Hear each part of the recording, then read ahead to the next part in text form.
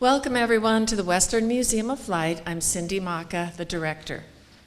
Of all the eras of 20th century American history, none are more compelling or more confusing than the Vietnam War. Today we have a Vietnam era veteran to share some of those compelling stories. Former Rocky Mountain Bureau Chief for Aviation Week and Space Technology, Bill Scott.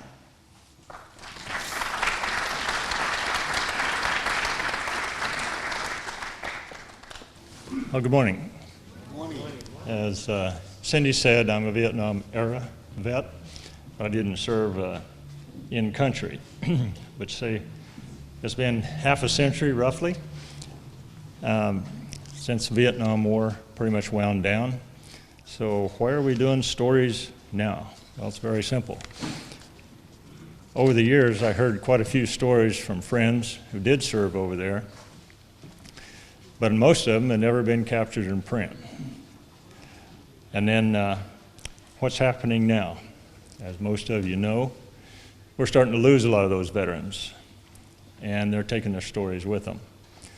And I said that's just not right, because when these guys came back from Vietnam, it wasn't always very pleasant.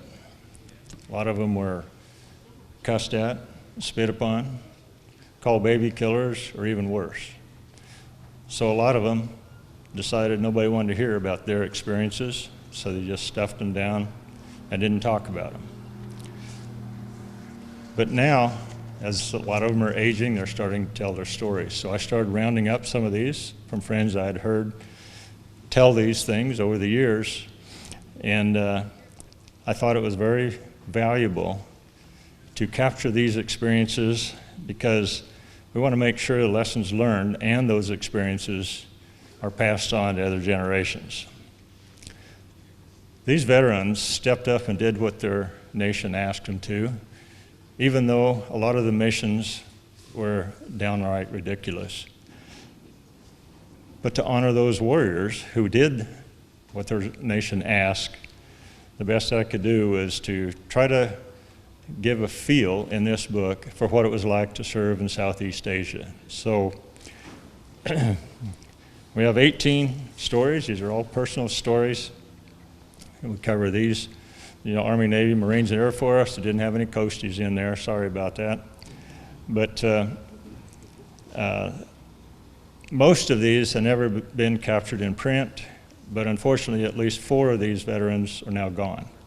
So none too soon, as I see it. First one in the book, Are You Ready? Stephen Kuntz. Most of you readers will recognize that name. Steve's a good friend. He flew A-6 intruders in Vietnam, and he wrote that great book, Flight of the Intruder, years ago, which was turned into a movie. He was very kind to write a special story for the kickoff of this book called Are You Ready? So it talks about a pilot getting ready to go out on yet another mission, and he takes his personal things out, the wallet, the ring, anything else could identify him, puts it on the shelf in his locker on a carrier, and he looks at it and said, will I ever see this again? Is this the day? Will I come back from this one? You always think it'll be the other guy, but someday it might be you. And he asks over and over, are you ready? And the way he finishes this story is pure Steve Kuntz. Next one, Steel Storm. Pivotal battle kept secret to protect the president. I guarantee you, almost none of you here have heard this story for a very good reason I'll touch on. It's called the Battle of the Cati River Bridge. Well, that bridge is up near Da Nang, close to the Bay of Da Nang. And in mid-65, this battle happened the night of 29 July 65. There weren't very many Marines around at that time, but General Walt, who was the 3rd Marine Division commander, knew there was a large force of what turned out to be Viet Cong and Chinese regular soldiers moving around up in that area. He didn't have much to work with. So they dug in about 20 Marines, raiders, on the south side of the Cati River Bridge. And that was about a half-mile long bridge, had a railroad track running down the center of it, and a pedestrian walkway over in the side there. But it was a major crossing from south to north there. It was critical. So they did, General Walt put Carl Lippard, corporal at the time, 19 years old, and South Vietnamese Ranger Sergeant T over on the north side of the bridge, which they're not supposed to be there, but they were in an old French bunker there, and basically they were tripwires. So if the bad guys came down, which they expected them to, their job really was to pick up a phone, and they had a landline across the way, call those people on the south, said, here they come. Well, it started raining. It's getting dark. So to see better, for whatever reason, Carl and the ranger moved along the beach there, and then they said, we got to go back and get our ponchos, where they had left their stuff in that bunker. As they're going back, they hear a guy on the radio inside. It's supposed to be a South Vietnamese, but he's talking to Viet Cong. Uh-oh, not good. Grenade in, the guy's taken care of, and they go in, and then they realize they've cut that phone line. So Carl grabs that radio, and here they start coming in. And with lightning, they can see a large force pushing towards them. So racing forward a little bit here, Carl calls a mayday. We've got them coming now. So headquarters launched several F-4s, Marine F-4s. They came out, dropped a few bombs on the tail end of this force coming in. It turned out to be about 600 Viet Cong and Chinese regulars. And their job was to get across that bridge. And it was not going to work well. So it didn't stop them. The F-4s didn't stop them. So Carl calls a mayday, mayday again. And that time they sent the USS Craig into the Da Nang harbor. And Carl started calling in rounds from their 5-inch guns. And that went on for like 3 hours. Somewhere in there, the USS Stoddard also came in. Carl didn't even know there were 2 ships firing. It's just that he would give the coordinates, and here would come the rounds. It was pretty ugly. Over 455-inch rounds were fired that night. And as it turned out, they wiped out that entire 7th VC battalion. It just ceased to exist that night. When it was all over, the ships pulled out. Carl had been wounded slightly in the knee, shrapnel. But during the fight, it was incredible. More detail in the book, of course. But Carl and the sergeant were taking out the bad guys that were coming 3 at a time. He said if they'd come in a rush, they wouldn't have been able to handle it. So he's on the radio talking. Sergeant T is firing first with his M1 until he ran out. He took Carl's M14, and he gave Carl 1911, size 45. Carl figures he alone took out 15 to 20 bad guys. They could only see him when the lightning came on until the ship started firing, and then he could call for illumination rounds and they could see him. And you say, with a 45? Come on. Well, you got to remember, you have to know, that Carl Lippard later in life held the record, still does, for long distance shooting with a 45. 500 yards, 600 yards, and 1,000 yards, okay? When I asked Carl, well, where were you aiming when you did that 1,000 yards? He said, about 12 feet left, 9 feet up, something like that. Anyway, the guy is phenomenal. He's a world-class gun maker now, has a lot of patents and whatnot. Anyway, that entire enemy battalion was decimated. He took some notes, knowing full well he was going to be debriefed. He never was. Nobody ever asked him what happened. And that whole battle just kind of disappeared until I heard about it, we wrote about it, and it got out there on the internet several years ago. Carl was invited over here to Long Beach to a reunion of these USS Stoddard sailors. There, he met some folks that said, I was on the other end of the radio that night, and we didn't know you made it. We thought you were killed, okay? So the pieces started coming together, and the bottom line is, his battle was intentionally covered up. We're convinced of that. He never got a any awards for it, never got a Purple Heart for that particular one. He said, I don't care. I was wounded 7 times. I have 3 Purple Hearts already. That's just Carl. But then you ask the question, why was it covered up?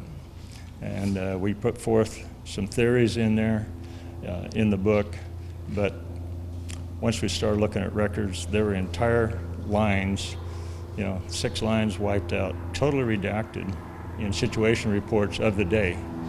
So, fascinating story, and this happened just a few weeks before Chulai. Well, the history books will tell you Chulai was the first big battle that we had in Vietnam, and there was like 600 and some of the enemy killed at that time. And we lost on the order of 45 Marines, I think it was, and a lot more wounded. And yet you'll never hear about the Battle of the Cuddy River Bridge, where not a single Marine, not a single South Vietnamese soldier was lost. And yet roughly the same amount were wiped out on the other side. This is the Al Blanc Shack by Farmer. Now all of you guys know who Farmer is. It's Roy Martin. But he didn't want his name in the book because, as he said, I'm not sure what the statute of limitations is for putting your bomb somewhere it's not supposed to be. So he's going up north Vietnam in an F-4 Phantom. It's his first trip north, so he's on the wing of lead. And the plan is to go after this pretty important vehicle repair facility in Hanoi. So the plan is they get in there, they go spread formation, start to dive, start to pull, and then when the lead says pickle, pickle, pickle, they drop each of them 2 2,000-pounders. So here they go, downhill. Roy's trying to sort out all the radio traffic. It's just a cacophony on the radio, as most of you guys who have been there know. And somewhere in there, he heard that pickle, pickle, pickle. So man, he mashed that button, and there goes his bomb. He glances over, lead still got his. Uh-oh. So he says, I wonder where mine went. Well, finally lead, the other 3 airplanes dump theirs, they pull off, and as they're, I should back up and say, as they're going downhill, it pops the speed brakes on that F-4, so they don't go too fast, and that throws chaff out, trying to protect them from anti-aircraft stuff. So as they're pulling off and going, all of a sudden Roy's trying to get in there, and he has to keep hitting burner to even keep up. So what's wrong? Have I been hit? Everything looks good. He left the speed brakes out. Okay. By the time he figured that out, they were starting to get into some fuel troubles, and then some MiGs jumped him. So now it's back into afterburner, make basic maneuvers, the MiGs go away, and Roy and his backseater said, we're not going to make it. So he has to tell lead we're in trouble. Well, thankfully, some pretty smart, brave tanker pilots came across the Laos, North Vietnam border. He gets some fuel with less than 10 minutes to spare. They get on back home. Well, Roy is just about as glum as you can be. He said, first mission, I screwed everything up. They'll probably never let me fly again. Probably going to send me back to the States. I'll be consigned to a training squadron. So he lands, and as he, exits the airplane, kind of glum, here comes this colonel up there. And Roy goes over and says, I'm sorry, sir, I kind of screwed everything up, blah, blah, blah. The guy says, what's your problem, Captain? Says, that airplane good? He's a maintenance officer. So, oh, wow, missed the bullet. Go to debrief, and lead says, so what happened to your fuel? He explained, left no speed brakes out. Lead looks at him and says, bet you won't do that again. And he survived. So he eventually flew over 200 missions, combat, came back, went to test pilot school, and and retired from the reserves as a full colonel, and retired, as many of you know, from Northrop Grumman as their chief test pilot. So, rest of the story. A few days later, over there, Roy is looking at a newspaper, and he sees there's a big kerfuffle going on at the Paris peace talks. And because the Vietnamese are accusing the Americans of bombing a very important communist facility in Hanoi. And the Americans are saying, no, we did not target that facility. And Roy says, maybe my bomb wasn't wasted. Miracle Mission, Richard Benson.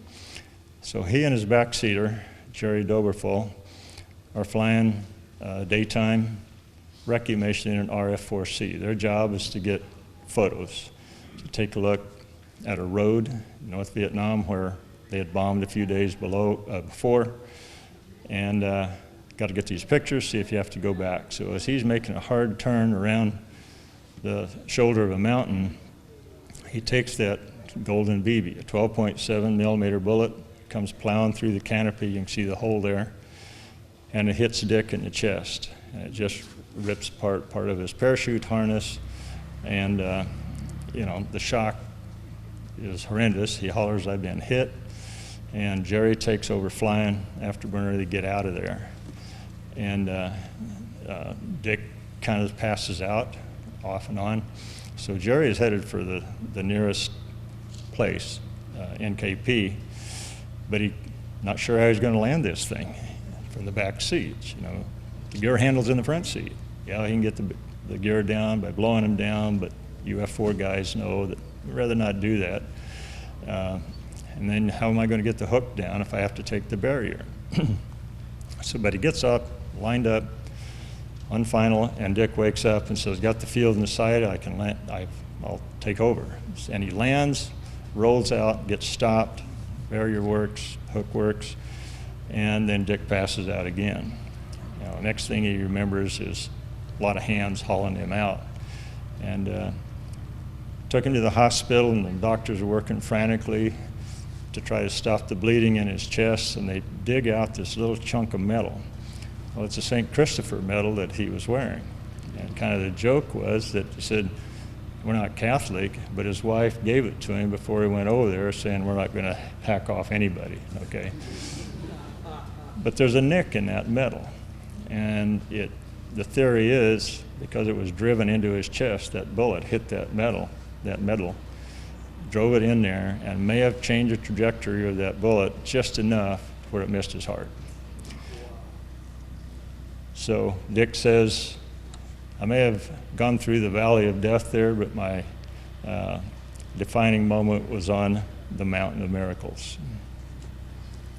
Scrambled eggs, Vietnam style, for you helicopter guys. This is Tony Geishauser telling the story of having to deliver a hot breakfast and ice. So he's flying his Huey, got a sling load of ice underneath, and they're going out to take care of the 173rd Airborne guys that are bedded down out there. They've been without hot meal for 4 days or something. So their job is just to bring them breakfast that morning. As they get close there, our guys pop smoke, they know where they're going, but the only way to get into the landing zone is just to hover straight down through a hole in the trees. Well, as they're coming down, some NVA, North Vietnamese gunner opens up on them. Fortunately, the tracers go in front of them. Tony hollers, you know. They start trying to climb, got to kick off, get rid of the ice. Well, then the gunner overcorrects, and shoots the tail off. And they start rotating down, beating up trees and everything. They finally crash. That's his helicopter in the picture there.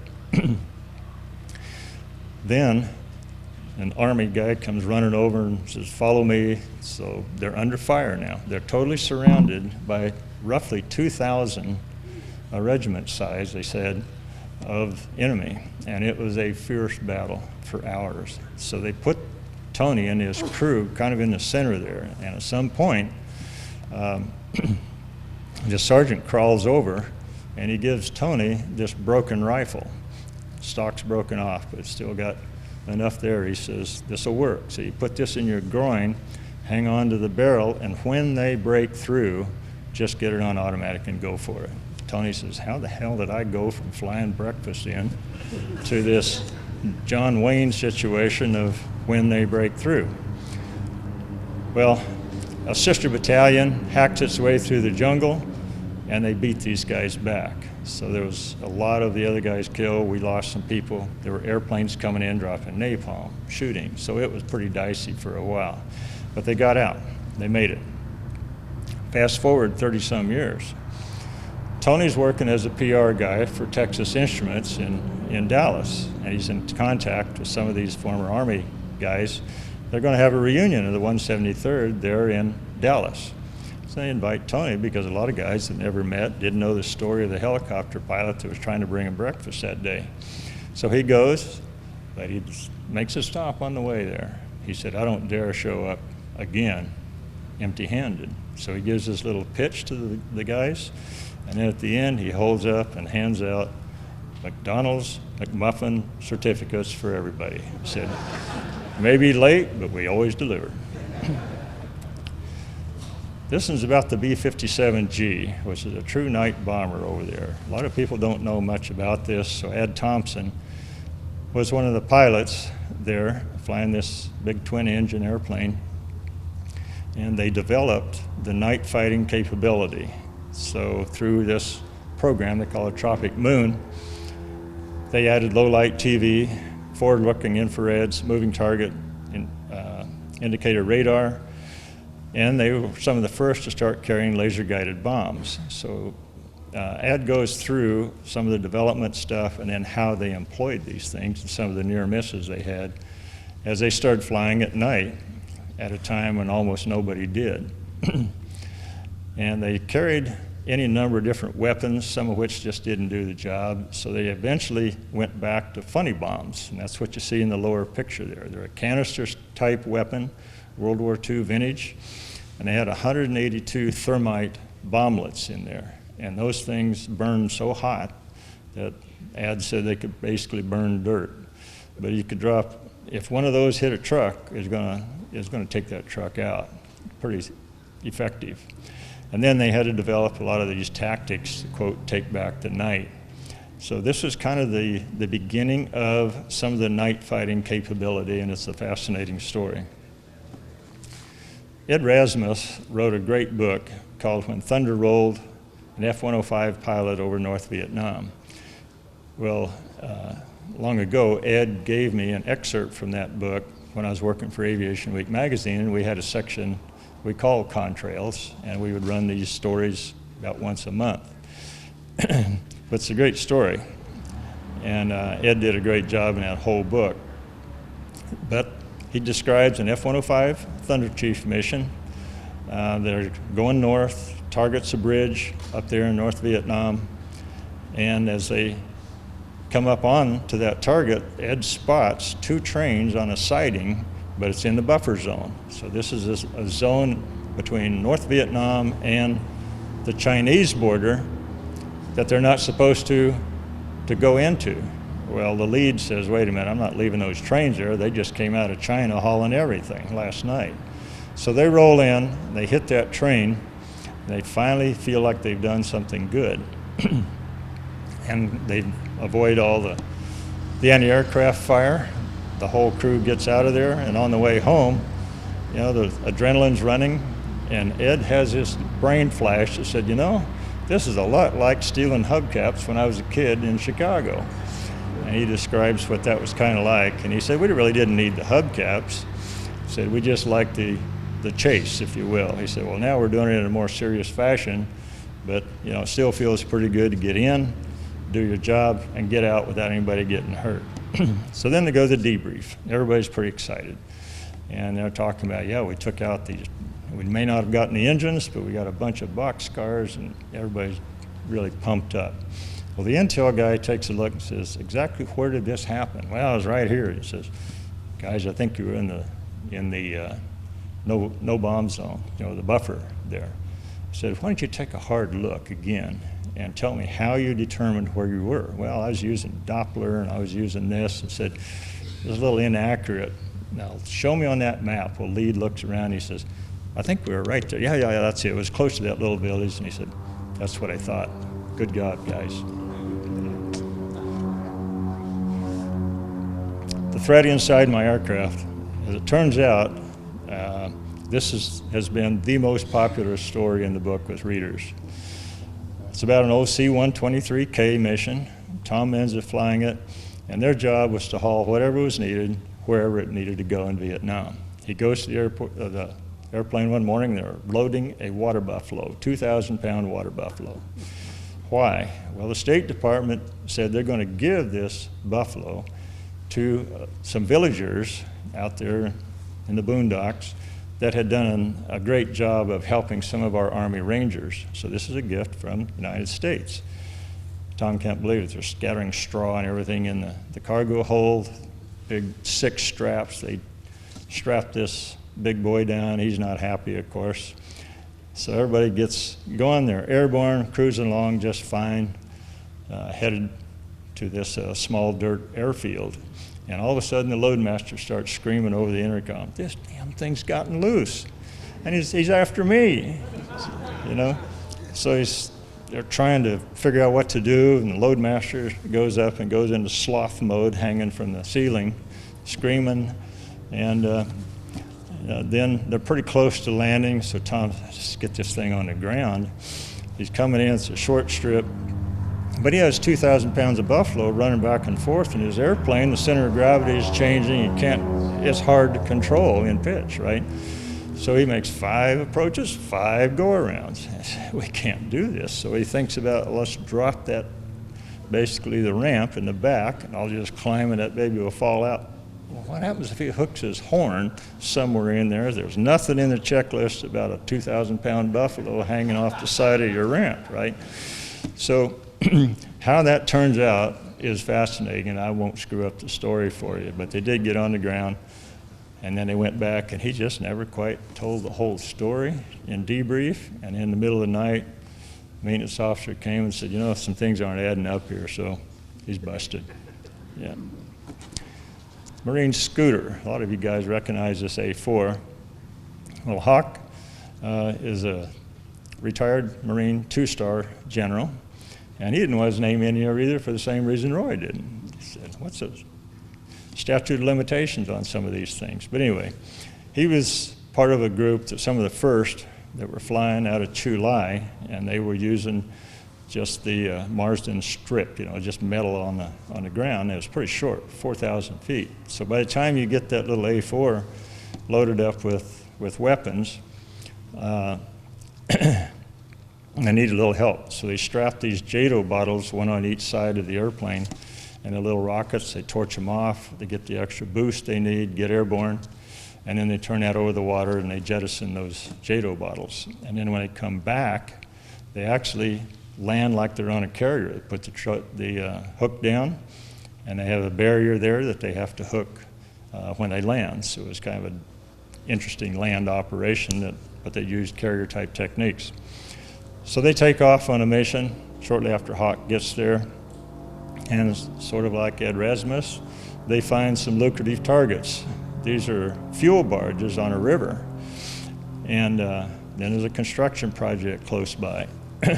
So boy, they work both of them over right smartly, and as they pull off after strafing, Hawk hollers, I've been hit, so his flight control hydraulics are lost. Fortunately, he can go to manual, but it's a job. He's really having to work at it because of heavy forces there. But he's losing fuel too. It's dribbling out everywhere. His wingman says, you're losing it big time. Well, he's not about to go down. He manages to get to a tanker, this type of a C-130 tanker with a hose and drogue, and it is a job getting hooked up to that thing, but he manages to do it, just wrestling this airplane all over. Gets the fuel he needs to get back. They land at Chu Lai, same thing. In the debrief, they kind of forgot to mention those barges, you know. Evidently that happened a lot. So this is kind of fascinating. Skip Holm, some of you may know that name. He's well known in the aviation industry. If you look at the trophy in the Reno airport from the Reno air races, his name's on it. I think it was 8 times the last time I saw it, for winning the Unlimited. Skip's quite a pilot, did a lot of combat flying as well as a test pilot, et cetera, et cetera. So he's working as a Tiger FAC in an F-4A Phantom. They're alone, he and his backseater, North Vietnam. They drop down into the canyon of the Mekong River, and they're streaking along there at high speed looking for targets. After a few hours of this, they're tired, decided they better get back home, approaching bingo fuel, so they pop up out of the canyon. The backseater running the radar says, hey, I've got a transport airplane that's headed for Hanoi. I said, just a vital target. So get the power up, and they start calling the C-130 and ABCCC that relays to 7th Air Force headquarters in Saigon, because the rules of engagement at the time were such, unless you were being fired at, you had to get permission to go after something like that. So they're waiting. Meanwhile, they're going at the speed of heat to catch up to this transport. And they don't know what it is at this point, but it's headed for Hanoi. And at some point, they literally have it locked on. They're ready to fire their AIM-7 missiles, and they cannot get permission from 7th to fire. And then all of a sudden, a bunch of MiGs are scrambled. They said, we have to know now. Either we fire now or we get out of here. We don't have enough fuel to tangle with the MiGs. So finally, 7th says, no go. So they break off, zing up, and go home. They find out sometime later, Jane Fonda shows up in North Vietnam right around this time. Okay, so they check into it a little bit, and there's a good chance that Jane Fonda was on that airplane. So you fast forward to where Skip is working on a movie in Russia later, and it's kind of a Top Gun for Russia. You know, they call it Kerosene Cowboys. And who should be playing the role of Maverick but Troy Garrity, Jane Fonda's son. So at one, you know, the irony of this is not lost on Skip and his wife. So they set Troy down one night and explained how close they came to shooting down his mother, and he said, and you wouldn't be here if that was the case. Scramble The Sea Wolves, Sam Fiola, Navy helicopter pilot. These guys were on land, even though they were Navy, flying the Huey gunship version that the Navy has. So they carried a couple of pods with 7 2.75-inch rockets on board, 2 miniguns, and then they had gunners on each side manning M60 machine guns. So their job was to really help the riverines, these guys in boats that ran up and down the rivers, trying to interdict materiel coming down from the north. And a lot of it happened at night. So these guys often were scrambled at night. Well, one night, Sam and another guy, one of the gunners, are on duty guarding their helicopters out there. And it's dark, and they're bored and everything. And then all of a sudden, they see what Sam describes, it looks like the 4th of July kicks off just down the river a little bit. And immediately they get the word, Scramble the Sea Wolves. So they run to their helicopters. They run out as a 2-ship. And Sam's still a junior guy, so he's in the left seat, senior guy's in the right flying the helicopter. And their job is to go out and help one of these riverines that has come under fire, and their rudder had been blown off, and it forced them to just, ram into the shore. And right there's a bunch of bad guys that have them pinned down. So they call the Sea Wolves in to try to help them out. And it's kind of on a peninsula there, the way that river runs. So they run right into the open mouth of the horseshoe, if you will, not knowing that they were flying right into a trap, because the Viet Cong had captured a U.S. Army armored personnel carrier, and they set that up for the sole purpose of getting the Sea Wolves. So as they roll in there, all of a sudden this minigun opens up on them, tracers everywhere, and they're from the side, they're getting them with, I think it was 51 caliber, these Chinese weapons. And Sam says it just looked like they were flying into this storm of fire and steel. The pilot panicked. He rolls the helicopter upside down. They know they were upside down. They later found a bullet hole in one of the rotor blades, and it's going the wrong way. Okay. So helicopters don't fly upside down. Sam screams, takes control of the helicopter, somehow gets it rolled right side up, and the gunner says that he swears the skids were scraping the rice just above a paddy. Sam says he doesn't remember it. All he remembers is he's 1,000 feet up and half a mile away, just scared to death. And they have their wingmen come up, and they just can't believe that they're still alive, because they say, we saw you just disappear in the firestorm. But then they said, those guys are still trapped. And he said the hardest decision they made was, we got to go back. So they flew right back, changed their run in, and they made multiple runs. They'd go back and land, rearm, refuel, and go back. And Sam said he didn't see any way they were going to make it out of there that night. And then finally, some OV-10s came up, and they started hosing them with some heavier weapons, and they finally drove the bad guys out. The riverboat got pulled out the next day, and they saved a lot of lives that way. Sam is an interesting guy, though. He went on to fly helicopters for the Navy, even in Antarctica.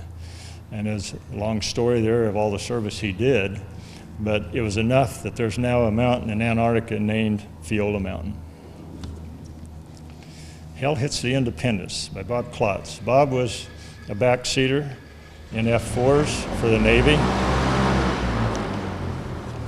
Well, they're coming back from Vietnam on a carrier, and the Independence, they're East Coast Navy, so they're off the coast of Oceania, and the air wing's going to fly off and fly in before the ship comes in. So the squadron commander, Big Daddy Gormley, he's on the outboard cat, ready to launch his F-4. They've got another one on the waist cat there, ready to go. He gets it, the cat fires, poof, then hell hits the Independence. The ball of fire everywhere. And people are screaming, fire, fire, fire. And Gormley just flies on out of it, but somewhere in there, somebody's screaming over the radio, eject, eject, eject. And Wild Bill in the back, that's enough for him. Boom, he punches out. He just happens to be carrying in his lap Gormley's dress blues that he was going to have to put on for the ceremonies, arrival ceremonies ashore. But he punches out, and Gormley says, everything's looking good here, but I don't know what happened. An A4 came over, looked him over, and the whole nose of the center tank, the center line fuel tank, is all smashed in, and the aft end is just blown completely out. What happened was that tank was maybe partially full, and that's exactly the wrong configuration for a cat launch. It's either got to be completely full or completely empty, because that fuel turns into a ram, hydraulic ram, and it just went boom right out the back of that tank, and then the afterburners from the F4 lit everything off, and it was this massive explosion, okay? And Bob and his pilot were sitting 90 degrees to that particular cat, but of course they had the blast deflector up. And he said the fireball rolled over them, and they were fine, puffed out one engine though, and he saw this crewman come around the end of the blast deflector, and all his clothes are gone, just burned off, okay, or blown off. All he has is his web belt. It's amazing that nobody was really killed, but there's some of the soldiers or the sailors that were blown overboard, and they had to pluck them out with helicopters, had to get Wild Bill out. And the bottom line is they actually had to get rid of one of the other F4s, push it overside, or anyway, it was deep sixed one way or the other because it was so badly damaged by this. And Bob had tried to take pictures of this with his brand new 35 millimeter, and of course he had to turn that over to the accident board, and they said, they claimed there were no pictures available. Right, okay. Fly hard, play hard. This is one of those stories that is more about life in Vietnam at the time, and just to try to give this flavor of what it was like to serve over there. Rick was flying the OV-10 Bronco. He was a forward air controller. Their job is to locate targets. They fire rockets, typically white phosphorus rockets, Willie Pete they called it, and that would, put up a big puff of white smoke, and then their job was to call in the tactical airplanes, F-100s, F-4s, other kinds of airplanes, to actually hit the target with weaponry. So Rick they found a target, he's marked it, and they're calling in the tactical airplanes, and all of a sudden he loses one engine. He says, the prop's feather, he can't get him to unfeather, so he knows he's not in good shape, so he heads for the water, and he's got a wingman along, and he says, you better get rid of your external stores because you're not holding altitude on one engine. So he bangs the emergency jettison, they don't go. Oh no, bangs him again, don't go. He's ready to go for the backup, that doesn't go. Well, finally the wingman says, just push that emergency jettison and hold it. So he does that, and he gets rid of the external stores about 600 feet above I don't know what it is, above the water. So he gets back to base all right, into that little story. But then Rick talks about what it's like, some of the crazy antics they do over there. And one big one was carrier landings. A lot of you guys have seen carrier landings in the bar or elsewhere. Well, they actually built this little platform outside, so high off the ground. You put a plastic sheet on it, put some water and soap on it, and then these guys come and dive on their stomach across there. And those other two guys you can see are holding a web belt back there. The idea is you hook your legs, if you're the lander, and try to catch that thing. Well, Rick here, that's him, has obviously missed it, and he's about to get a face full of mud. Another thing they did is they had some mishaps when they were doing carrier landings in the bar. And it was one night, some guy who was actually a visiting Navy pilot got a little inebriated, and in the excitement, they thought he might have broken an ankle or something like that. So he passes out, they haul him to the hospital and put a cast on him. So when he wakes up the next day, he's pretty unhappy. He said, the boss said the carrier is going to be so mad that I did this sort of thing. I'll be grounded, this and that. But as they are preparing to leave, Rick and his guys whisper in the other guy's ear, says, there's nothing wrong with that ankle. So you get over there, you can cut it off, and you go back to flying. But he didn't know that. Well, that started this whole casting business. So it wasn't unusual to have inebriated guys wake up with a cast for a while there. This went on a while. The hospital cooperated, taught them how to do the casting so it wouldn't cause any serious damage.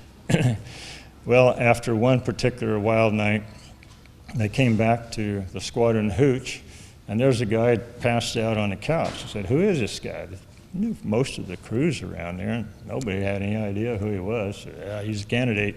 So they casted him from the hip all the way to the ankle, put him in the back guest room, and the next morning I said, anybody check on the guest? I said, no, I haven't heard anything. Then all of a sudden they hear all this screaming and hollering and everything.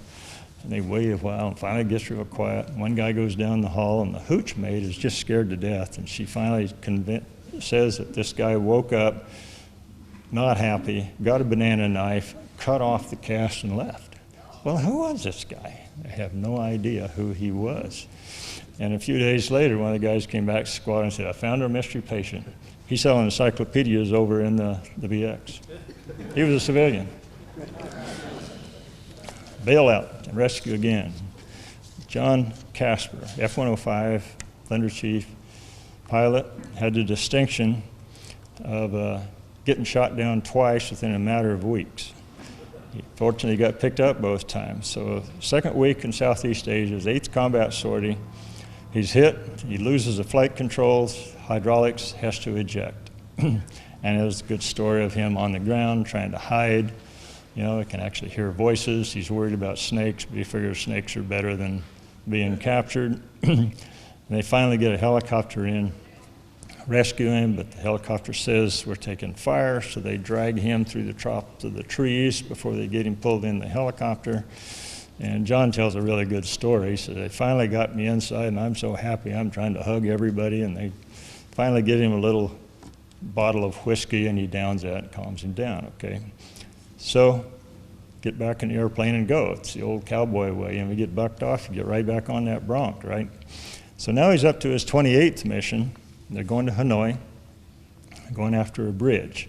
Well, just as they're getting close, here come the surface-to-air missiles, the SAMs, and everybody's scattered. Well, John finds himself alone, and his other guys have already dropped their bombs, so he rolls in, hits the bridge, and he's pretty satisfied. He sees it going down, but he says, I don't understand why there's nobody around. Here comes a MiG. MiG-17 is coming right at him. Not good. He talks about getting away from that. Going low. He's headed out. Next thing you know, here's a MiG-21 coming at him. Here we go again, down on the deck and everything. He finally gets out there, and he's headed for the water. Just as he comes over a ridge, he said, all of a sudden, all the lights came on, heard the big noise, a piece of his wing is blown off, and in John's way, he says, kind of knew I'd been hit. So he finally stays with the airplane long enough to get over the water and punches out. So he plunks down in the harbor, and he said, there are boats everywhere. And a lot of them are shooting at him, and some of them are coming after him.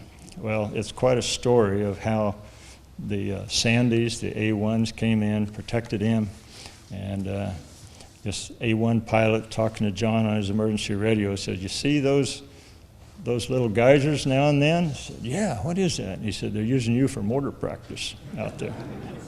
I finally was rescued by a Navy helicopter, and by that time it's getting dark. They land on, I think it's a Constellation, and he said, it's dark. They hover down on the deck, and as he climbs out, being escorted by one of the deck crewmen, he said, oh, the lights come on, and he said, and there is almost, sounded like a band playing the Star-Spangled Banner. He said it was absolutely surreal.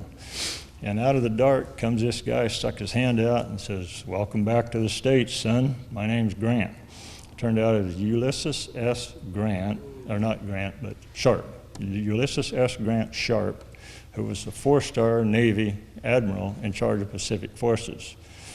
Can I get you anything? Oh, I'm kind of tired, I could use a hamburger, whatever.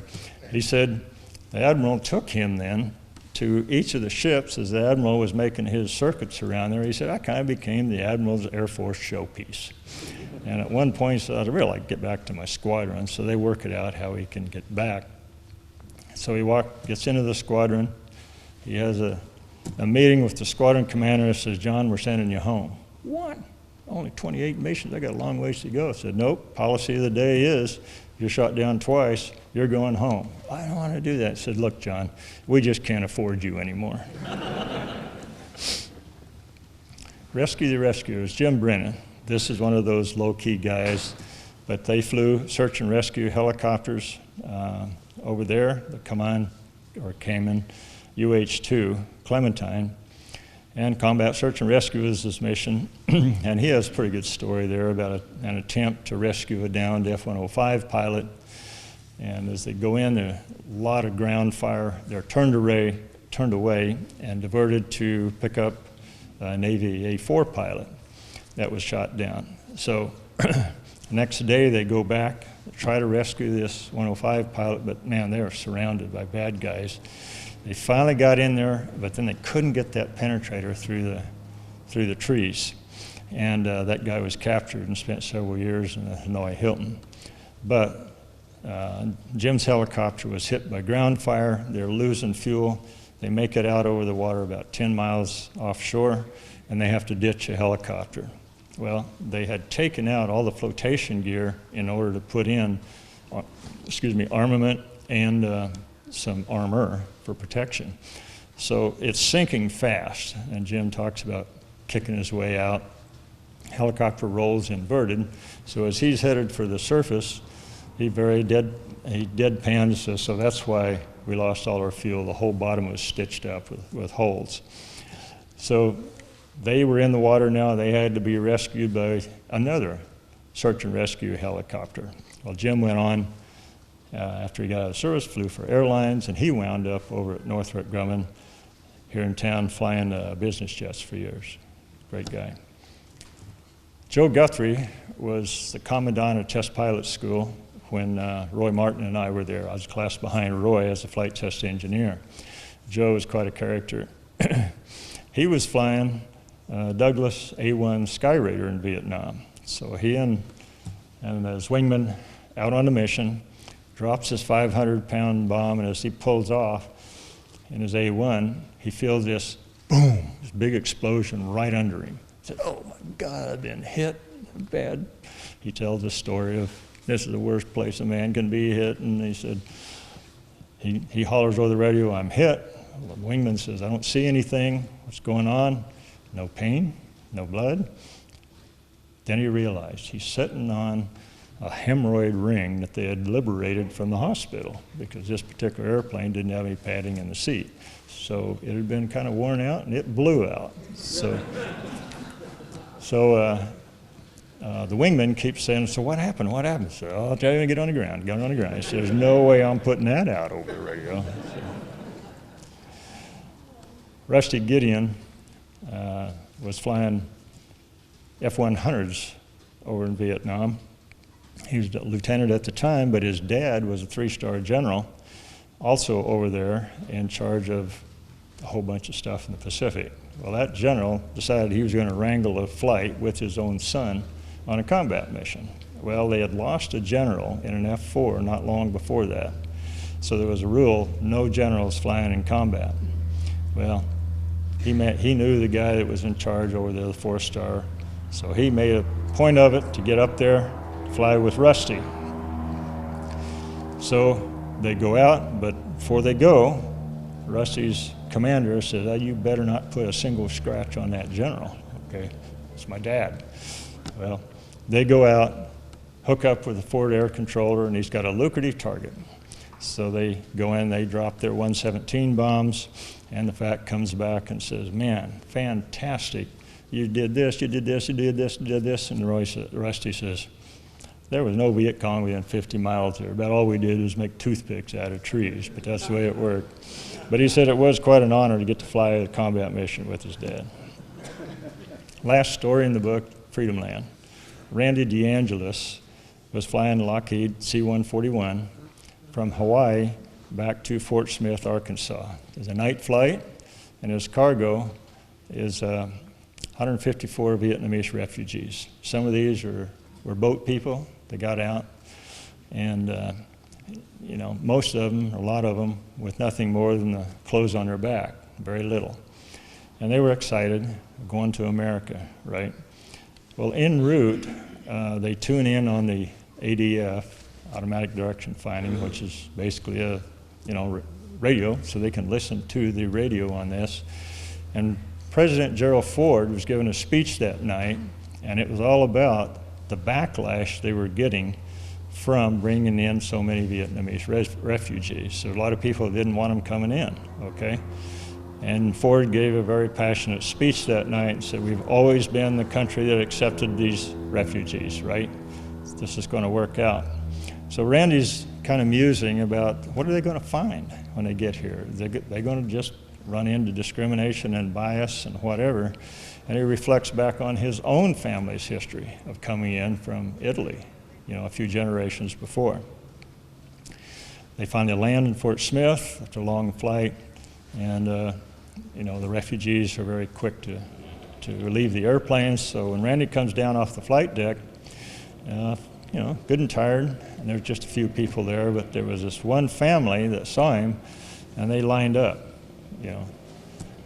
Dad, Mom, and 4 little kids, and they all bowed their thanks. But there was one young man over here getting his stuff together when he saw Randy.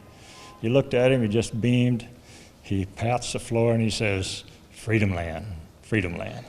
So that's this book. This is where it's available. And I'd be glad to take questions now if anybody has them. Good, I covered everything. Yes, sir. It's hard to believe, isn't it? 50 years. He said that this week, marks the 50th anniversary of the return of some of the POWs, right? Hard to believe it's been that long. Yes, sir. Question regarding... Not always, they go in high. Why did I use contrails? Because these are stories about the past, and a contrail says past. The airplane's already gone. It's just a play on words, okay? Yes, sir. Now, since you put the book out, are you getting more stories or another book in the work?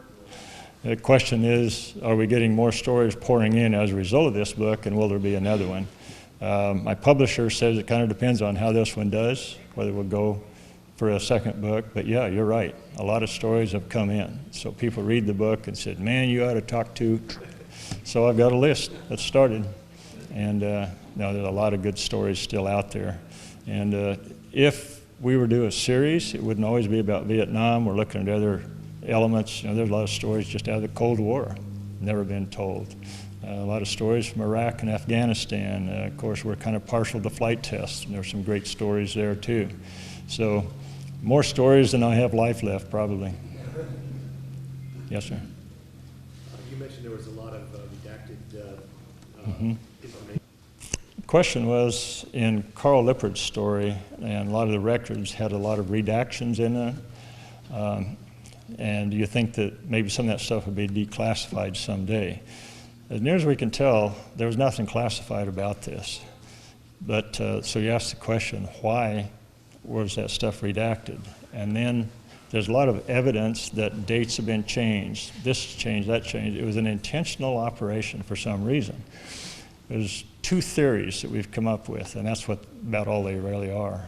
One is that they came so close to getting across that bridge, okay, that had they done that, had the North Vietnamese and Chinese made it across that bridge, they would have fanned out, they would have taken out the Da Nang airfield, they would have taken out the 3rd Marine Division headquarters there, and there was a bunch of senior officers there planning the Chu Lai operation, okay. If all that happened, they couldn't have done Chu Lai because it would have lost a lot of the helicopters and aircraft that were designated for that. The other thing that we mentioned in the book, there were a lot of Marines that were south of there, you know, close to Chu Lai. They would have been caught in a pincer movement between these that are coming across the bridge and a bunch of enemy down south. So they could have lost another 1,400 Marines on that order. It could have been the biggest disaster in Marine history. And one guy stopped it with the help of a Vietnamese Ranger. Now, the other possibility for why this was buried was on the 28th of July, 1965, on a Friday, President LBJ, Lyndon Baines Johnson, walked into a press room and told the press, said, I can guarantee you that we have no American troops in combat operations in Vietnam.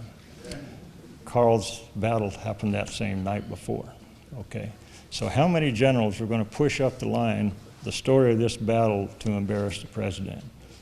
Just a theory. But that particular element of LBJ saying that is in McMaster's book, Dereliction of Duty. So, yeah, it happened. It happened. Now, are those reasons enough to cover up something like this? Don't know. Maybe some more. But there were a lot of guys went to bat trying to get Carl some well-deserved awards, and Carl tried like crazy to get combat action ribbons for the sailors of those two ships, the Craig and the Stoddard. And the bureaucrats made it impossible to do that at this stage. So, you know, they can't find any records, so how do you know it even happened, right? Is that it? One more, okay. The question is, did it run into some of the guys that were pretty upset about how the missions were planned and dictated to where you had to fly the same routes every day, and we lost a lot of people that way? Yeah, sure, definitely did. I heard that over and over, been hearing that for 50 years, you know. Well, LBJ and McNamara, the Secretary of Defense, they were choosing targets in the White House. And Strategic Air Command, that were running the B-52s in particular, said, man, we're using the same tactics we did in World War II and Korea. You fly this route, you do it every single day, we're going to saturate bomb. Well, we lost, you know, a lot of B-52s for that reason. And of course, the F-105s took a whale of a beating. We lost a lot of 105s.